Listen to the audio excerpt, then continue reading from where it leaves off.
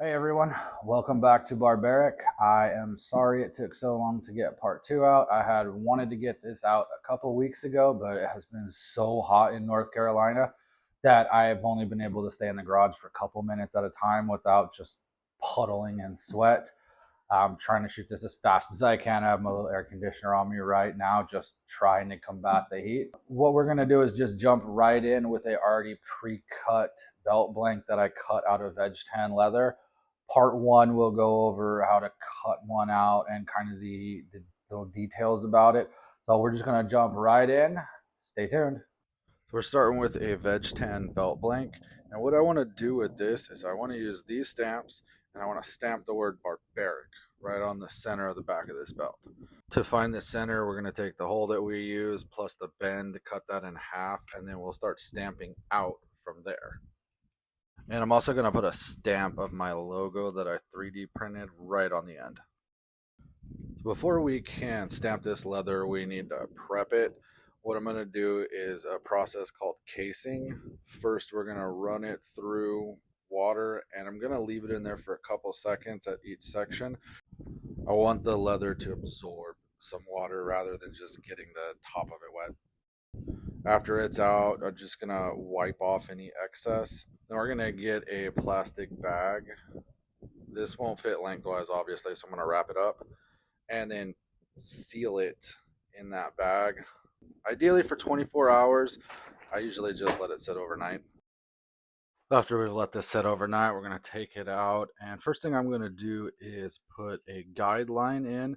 I'm putting the guideline in at 3/8 of an inch because I want my stitching line to be half of that at 3/16. The guideline is going to serve two purposes. One, it's going to add decoration to the belt, and the more important thing is it's going to make it easier for me to try to center the stamps. When I'm stamping, I like to only work with the letters that I'm doing, so I'll go through and pull out each letter and then put the rest of them away so I just have the ones I need. So I want this text to be in the center of the belt as best I can do it. And the easiest way I know how to do that is rather than stamping from left to right or right to left, what I'll do is start in the middle and work my way out. One of the hardest part is always getting that first stamp, and as you can see here, I went a little too high on this. It's not dead center between my guidelines, but handmade, never going to be perfect. Unless you're doing double lettering, once you get your first stamp, just keep that stamp in the groove that it made and use it to line up the next stamp. That'll keep it from drifting off or twisting.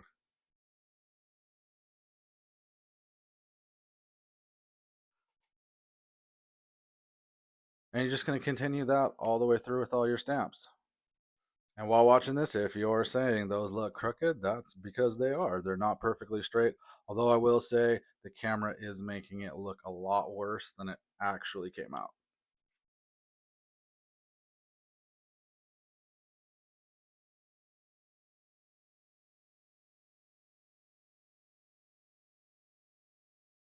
And this stamp is what I'm calling a genius moment. I was just sitting around and wondered, why am I buying all these stamps? Why don't I just 3D print them? I have a 3D printer. I know how to 3D model. Let's give it a shot. And I gotta admit, it came out not bad. It's definitely not as clean as like a custom brass stamp, but it's gonna do the job. The other downside is that with especially when you go smaller, I found with these, the more you apply pressure and it gets wet, it kind of starts to soften the stamp up. So you're only gonna get a couple good stamps out of this rather than lifetime. But again, if you have the tools, why not? And before we get to cutting, as always, I want to strop that blade both sides, give it a good 10-15 passes. Make sure I don't think this is sharpening as much as polishing the blade, but there's a noticeable difference.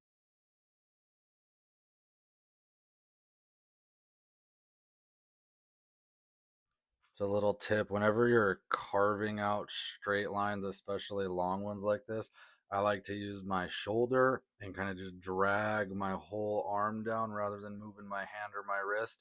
That helps get a straight line and lessens the likelihood that it's going to drift outside of your guide. You could take that guide all the way around the bend, but I usually just stop right at where the buckle's going to be because it's not going to be seen. Plus, since we skived it, that leather there's a little bit thinner, and I really don't want to risk punching through to the other side. Felt it needed something extra, so I just grabbed a bottle cap and I'm just going to use it to mark out and cut a curve on either side of the text. And just to avoid my blade going outside of where I want it to, rather than doing one long cut for these, I'm going to do a partial cut from the top on both sides, and then I'll flip it over and finish the cut on the other side. I don't want this belt to be plain outside the text, so I'm going to just add a bunch of cuts in it into a design. One that I've seen a lot other people do is this kind of triangle pattern here. Just cut the triangle pattern out of a piece of paper so I have a consistent shape. And then I'm going to take my awl and scribe out the lines and come back in and cut them. I'll just take my swivel knife and follow my guidelines for these bigger triangles. I do have two lines in between each of those that I want to put, and to do those, I'm just going to raw dog it. I'm not going to try to space those out or anything. I don't even think I marked them. I just went in with the swivel and carved them so they're not uniform at all. And after I got all them cuts in, it felt like it was missing something. So I just took this brass stamp and just added one on either side of the text just to give it a little bit more. Pretty standard from here on out. We're going to bevel off the edges of the top side only, since we're going to line this. We don't need to bevel both sides.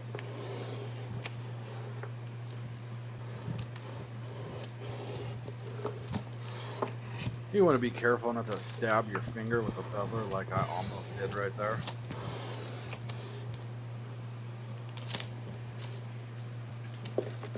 Go ahead and use whatever dye you like.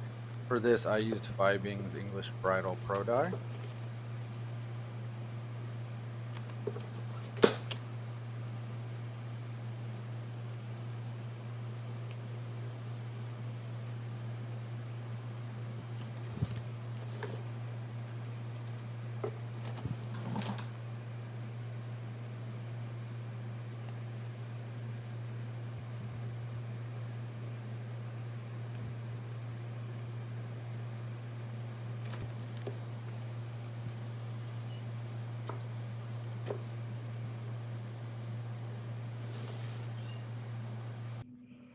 Once the dye is dried, we're going to go ahead and add in some resist, get this thing ready for antiquing.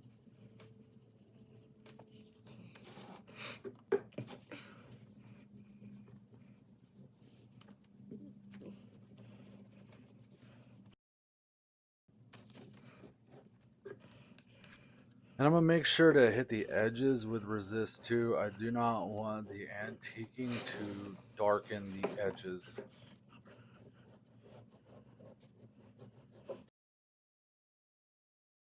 We're going to use some antiquing to get into the cut and stamped parts. That way we get some nice contrast.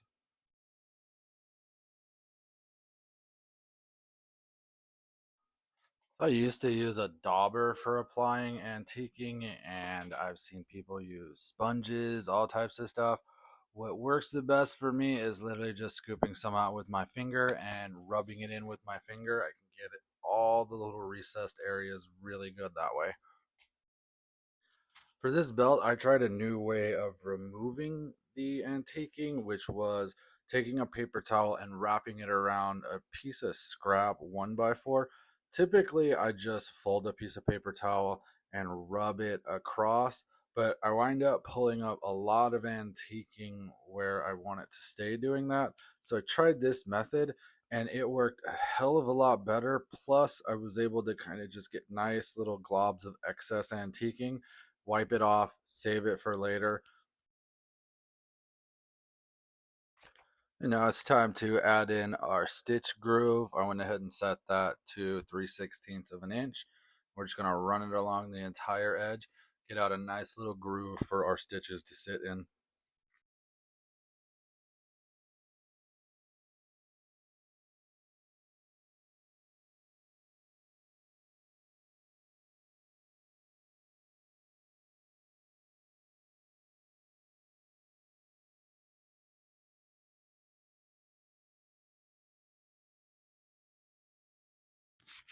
And once the stitch groove is added, I'm going to get started on the liner. This main body of the belt was 8 to 9 ounce veg tan. The liner that I'm using is going to be 2 to 3 ounce veg tan, and it's cut at 2 inches wide, so I have a little bit of room on either side.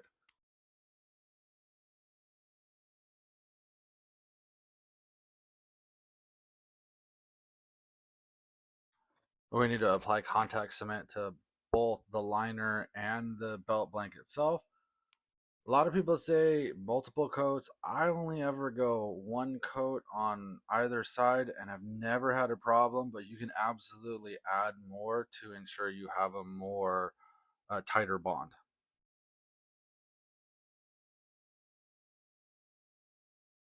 We're going to give that contact cement a couple minutes to dry. What we're looking for is we don't want it to be wet, but we want it to be tacky on both sides. Once it's tacky, then we can go ahead and set the two pieces together.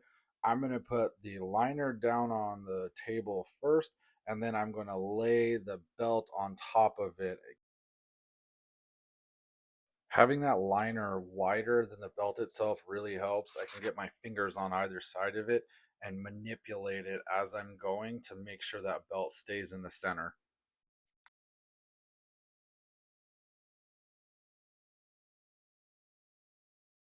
Once that liner is attached, I need to get rid of the excess. To do this, we're going to use a sharp and stropped box cutter blade. But what I'm going to do is angle the blade down further than I normally would, and that'll help protect the belt from the blade accidentally shaving off any pieces that I don't want. And of course, it's moments like these where I look at myself and go, one of these days, I'm going to buy a stitching machine. This is one of the longer parts of the process, one of the more tedious parts, but we need to punch the holes all along the belt so we can get it stitched together.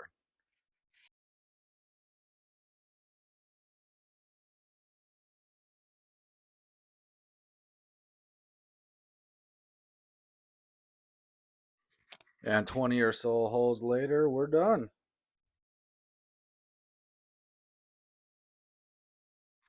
So we're going to go from my least favorite part of the process to one of my favorite part of the processes, which is hand stitching.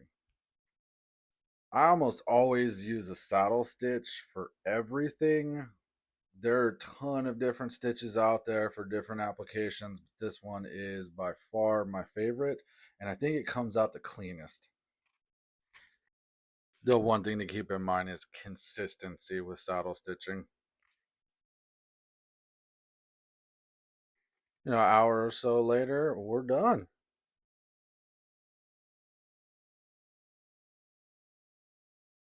I really like that look of the black edge against the brown for the body of the leather, but it is usually really hard for me to do that. I always wind up fucking it up.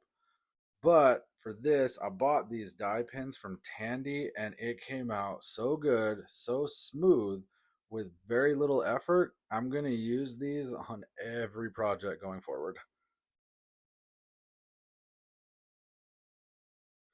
I didn't get a shot of this, but I did finish those edges just like I do on every project. So I took some Tokonol, rubbed it across the edge, and then I burnished it with a piece of canvas to give that nice glossy look. Final step is going to be to go ahead and add that buckle and the keeper that I made for this using Chicago screws. I prefer Chicago screws for an application like this. It gives you that flexibility to be able to unscrew them and take the buckle off should you need to swap it out or if you wanted a different keeper, rather than if you actually hard riveted these in. You can take rivets out. I've done it before, but I've also messed up and put unnecessary holes into projects trying to take rivets out before. So if you ever think you're going to potentially take that part off or you want to swap it out, always, always, always go with a Chicago screw over a rivet.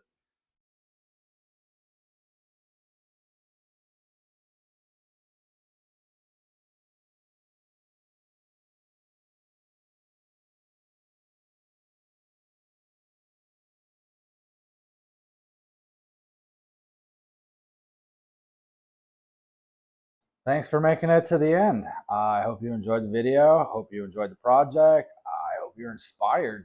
I'm super happy with the way this belt came out. The stamping was clean, so casing it was definitely the way to go rather than just doing a quick spritz of water or running it with cloth or sponge. This, I think, out of everything, I'm most impressed with the stamp, and just because it proved the theory, it proved that I can go in, model something in Blender, and then transfer that model into a slicer and print out a stamp. The quality that you're going to get, I found it's not going to be, again, what a brass stamp will do. You're not going to get that level of detail. And there was a lot of messing around with settings trying to get it. I printed out probably 7 or 8 before I got that one. I'm just trying to get the right quality. I'm still relatively new to 3D printing, but it's definitely something I'd like to explore further in future videos. More design stuff like that. Templates, I can see it being really good for templates. Thanks again, and I hope you all have a wonderful day. Stay cool if you are suffering through this heat like I am. I will see you in the next video. Until then, stay barbaric.